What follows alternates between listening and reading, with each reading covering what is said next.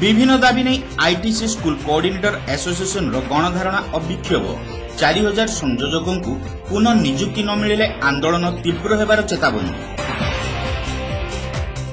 विभिन्न दाबी नहीं आईटीसी स्कूल कोऑर्डिनेटर एसोसिएशन पक्षर गुरुवार दिन जिलापाल कार्यालय सम्मुख में गणधारणा और विक्षोभ प्रदर्शित हो जाइछि। श्रमिक संगठन एआईटीयूसी सहबंधन में आयोजित यह प्रतिवाद कार्यक्रम में श्रमिक नेता गौरांग पाणिग्राही, भागवत प्रतिहारी समेत संगठनर सभापति विजय कुमार महांती, कार्यकारी सभापति सुशांत नायक, साधारण संपादक गोलोक बिहारी गिरी, सोनाली दास, निरंजन परिड़ा, प्रफुल्ल कुमार परिड़ा, लक्ष्मीधर महाकुड़ प्रमुख कर्मकर्ता माने जोगदे राज्य सरकार त्रुटिपूर्ण नीति जोगु विद्यालय स्तरीय शिक्षा विपर्यस्त हो पड़ता कहते। एक्चुअली सर आमको जो गवर्नमेंट जो प्रतारणा करुच्ची ता विरुद्ध में स्वर उत्तोलन करूँ। कारण आमको गवर्नमेंट बारंबार कहूँ आज करदेबू काली करदेबू विभिन्न आज को 1.5 वर्ष 2 वर्ष धरी आमको एवं नेग्लेक्ट कर चलती। आम विधानसभा घर करूँ जो अच्छा विधायक आमर प्रणव केशर दास जो बबी दास डाकती सी आम कथा देते सरकार सहित कथा करी आम तुमको 2 मास भितर तुम कथा बुझीबू। तापर आमको आम आमर जो आम अनशन कर अनशन उठिक आसिलु तापर आज दीर्घ दिन दीर्घ वर्ष दीर्घ मास बीतीगलानी आम कथा कहीं शुणुना।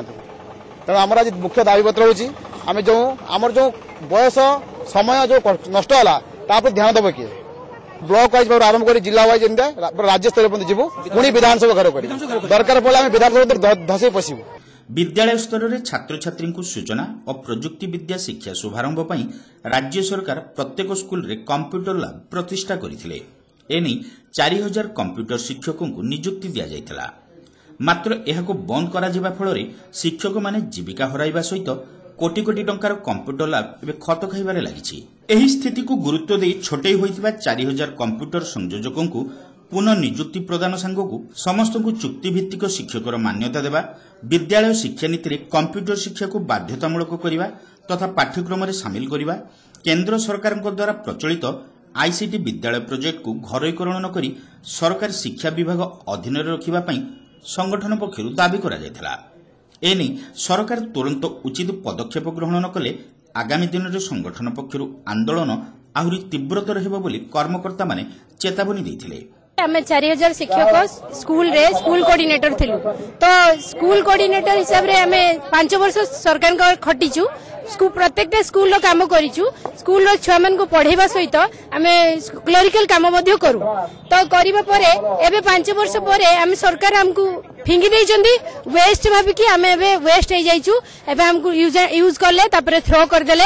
एबे सी हमकु हमरो किछि भी आज पर्यंत आमे बहुत तर गुहारी कलुणी तांको पखरे सी आज पर्यंत हमरो कोनोसी भी हम पई निष्पत्ति नउ नाहंती कि कोनोसी भी प्रकार हम पई सहानुभूति देखौ नाहंती। हमरो डिमांड प्रत्येक 4000 जो शिक्षक अछंती समस्त को जेपरी पुनः नियुक्ति दिया जाऊ। तापरे प्रत्येक स्कूल रे जेपरी कंप्यूटर शिक्षा को बाध्य करा जाऊ। सब स्कूल रे जेपरी सब पिला माने कंप्यूटर शिक्षा पाइबे आउ कंप्यूटर शिक्षा पाइबा द्वारा पिला मानकर गुण विकास मध्ये वृद्धि होउची। जेपरी सरकारकर निदटी भांगे जेपरी से माने हमकु 4000 शिक्षकों को नियुक्ति दियंती। आमे एते थर कहिलुनी एते थर कहिबा परे भी से जदी न सुनंती तापरे या परवर्ती सिचुएशन बहुत बड़ धरणर हे पारे। एही अवसर में एसोसिएशन पक्षरु मुख्यमंत्री उद्देश्य रे 5 दफा दाबी संबलित स्मारक पत्र बालेश्वर जिलापाल प्रदान करा जायतिला।